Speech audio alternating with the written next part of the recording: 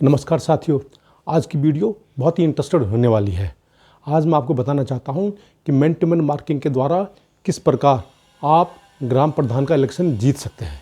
इसलिए अंत तक इस वीडियो में बने रहिए। साथियों, मैन टू मैन मार्किंग एक ऐसा हथियार है जो छोटे इलेक्शनों जैसे ग्राम प्रधान के हो गए, निगम पार्षद के हो गए, नगर निगम के हो गए इत्यादि जीतने आपको जिता सकता है और ये एक बहुत महत्वपूर्ण हथियार है। मैन टू मैन मार्किंग के माध्यम से न सिर्फ आप अपनी सीट को निकाल सकते हैं बल्कि काफ़ी आगे भी जा सकते हैं। इसके लिए आपको ये करना पड़ेगा कि अपने वोटरों पर ज़्यादा फोकस देना पड़ेगा। मैन टू मैन मार्किंग का मकसद ये है कि अपने वोटरों को एकजुट रखना, फोर्टिफाई करना और उनको कंसोलिडेट रखना, और दूसरी तरफ विरोधी के वोटर को बिखराव पैदा करना, उनमें तोड़फोड़ करना।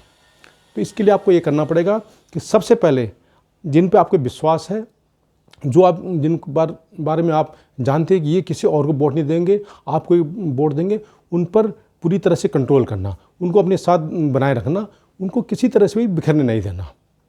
और दूसरा आपका टारगेट ये होना चाहिए कि विरोधियों के वोटरों पर तोड़फोड़ करना। आपको पता है कि ये वोटर हैं, वो आपको वोट नहीं करेंगे, तो ऐसे कोशिश कीजिए कि वो आपके विरोधी को भी वोट ना करें और किसी तीसरे या चौथे कैंडिडेट को वोट करें। अच्छा, कई ऐसे वोटर होते हैं जो कि आखिरी तक कंफ्यूज रहते हैं और न्यूट्रल रहते हैं, तो आपको उन पर भी निगाह रखनी है। उनको उनका पीछा करना है और उनसे ये देखना है कि वो क्या बातें करते हैं, किसको मिलने जाते हैं और किस तरह की चर्चा करते हैं। कोशिश करनी चाहिए कि वो आपकी तरफ ही वोट करें, और यदि वो आपको वोट नहीं करते हैं तो उनको भी एक तरह से न्यूट्रल करना चाहिए और उनको या तीसरे या चौथे कैंडिडेट को वोट करने के लिए बाध्य करना चाहिए। साथियों, ये जो मैन टू मैन मार्किंग है, ये फार्मूला है, ये फुटबॉल के गेम से आया है। जैसे फुटबॉल में 2 टीमें होती हैं, तो एक टीम अपनी विरोधी टीम के खिलाड़ी को कवर करने के लिए अपने एक खिलाड़ी को लगाता है, उनको डिप्यूट करता है। और जैसे कि फॉरवर्ड खिलाड़ी होते हैं 3 या 4, तो उनके लिए भी एक खिलाड़ी चाहिए।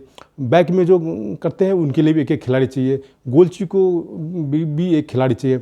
और इस तरह से सभी खिलाड़ी को कवर करने के लिए एक आदमी को लगाया जाता है, खिलाड़ी को लगाया जाता है, ताकि अपना जो है गोल को बचाया जा सके और जो टीम की जो खेल है वो दूसरे के पाले में ही किया जा सके। इसके लिए आपको क्या करना पड़ेगा कि अपनी एक टीम बनानी पड़ेगी। टीम में एक बूथ अध्यक्ष होगा और बाकी जो और उसके सदस्य होंगे।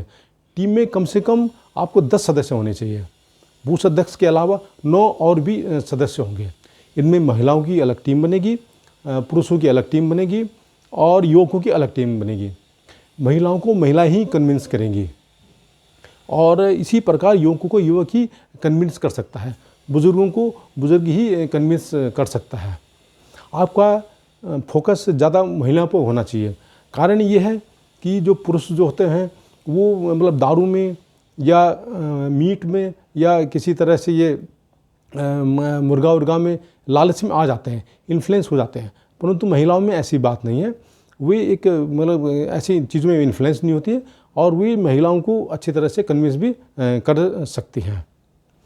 साथियों, ये मैन टू मैन मार्किंग में आपको एक वोट पे फोकस करना होता है। आपको तो पता ही कि ग्राम प्रधान में मुश्किल से 3 या 4 बूथ होते हैं और जो वोटर की संख्या होती है 2000 होंगी या 1000 होंगी या 500 होंगी या कहीं कहीं तो 200-250 भी होंगी। तो वहाँ वोटर को पता होता है कि इस कैंडिडेट के बारे में जानते हैं, वो हर कैंडिडेट के बारे में वोटर जानता है और कैंडिडेट भी हर वोटर को जानता है।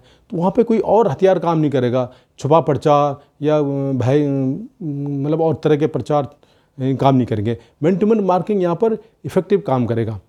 आपको हर वोटर पर फोकस करना है और ऐसे जो गांव में कई ऐसे प्रेशर ग्रुप होते हैं कि जिनकी बात हर गांव वाला मानता है और उनकी बात पर ही वोट देता है। ऐसे प्रभावशाली लोगों पर भी आपको अपना प्रभाव रखना चाहिए और उनको अपने साथ करना है। कोशिश करना चाहिए कि वो आपके साथ आएँ और जब भी आप इधर उधर जाएँ तो उनको साथ ले लीजिए। जब भी आप गांव में भ्रमण करने के लिए जाएं तो अकेले मत जाएं, अपने साथ 2-3 लोगों को साथ ले जाएं और ताकि लोगों में इम्प्रेशन पड़ सके। और जो भी आपके विरोधी हैं या जो आपसे असहमत है उसके पास भी ज़रूर जाइए। हो सकता है कि उसको कोई ऐसी चीज़ आपका पसंद आ जाए, आपकी कार्यशैली पसंद आ जाए या आपका बोलने का तरीका पसंद आ जाए तो आप कोई वोट करें। तो इस तरह आपको एक वोट पर फोकस करना है और उस पर हर वोटर को आइडेंटिफाई करना है कि कौन किसको वोट दे सकता है, कौन आपका विरोधी है, कौन आपका साथ दे रहा है। साथियों, मैं एक एग्जांपल देता हूँ। एक बार एक महिला उम्मीदवार है, वो अपने मायके में आई थी वोट मांगने के लिए। तो उन्होंने लोगों से अपील की कि मैं मायके में आई हूँ, कृपया करके मुझे आप झीटी कंडी न दें, झीटी कंडी देने के बजाय आप मुझे वोट दें और मेरा समर्थन करें। तो इस तरह से उन्होंने मतलब एक तरह से अपना रिलेशन वोटर के साथ जोड़ दिया। तो आपको भी ऐसे ही हर वोटर के साथ में अपना रिलेशन जोड़ना है। चाहे वो अपने दादाजी की तरफ से आप जोड़ सकते हैं कि आप हमारे दादाजी के साथ काम करते थे, और अपने पिताजी की तरफ से काम करते की तरफ से भी जोड़ सकते हैं कि आप अपने पिताजी के डिपार्टमेंट में काम करते थे, कैसे आपकी तारीफ़ करते थे। हो सकता है तो आप अपने ननिहाल की तरफ से भी रिश्तेदारी को जोड़ दीजिए कि आप ननिहाल की तरफ से हैं। और इसमें बिरादरी, जात, ये काफ़ी इफ़ेक्टिव होते हैं। ये भी हो सकता है कि आप अपने मिसेस की तरफ से भी आप वहाँ संबंध जोड़ सकते हैं और उनसे कन्विंस कर सकते हैं कि आप और उनका गांव एक ही है। तो इस तरह से आपको हर वोटर के साथ कनेक्ट रहना है। और इसके अलावा ये है कि आपको ज़्यादा ध्यान आपका बूथ लेवल पे देना है। बूथ में कम से कम 10 आदमी होने चाहिए और हर एक को कुछ ना कुछ ड्यूटीज़ ज़रूर देनी चाहिए, फिक्स ड्यूटीज़ होनी चाहिए कि किसका क्या काम है।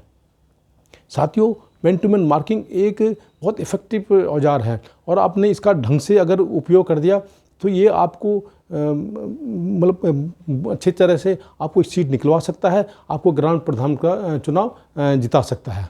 यदि आपको ये वीडियो पसंद आए तो इसे ज़रूर लाइक कीजिए, शेयर कीजिए, सब्सक्राइब कीजिए। नमस्कार।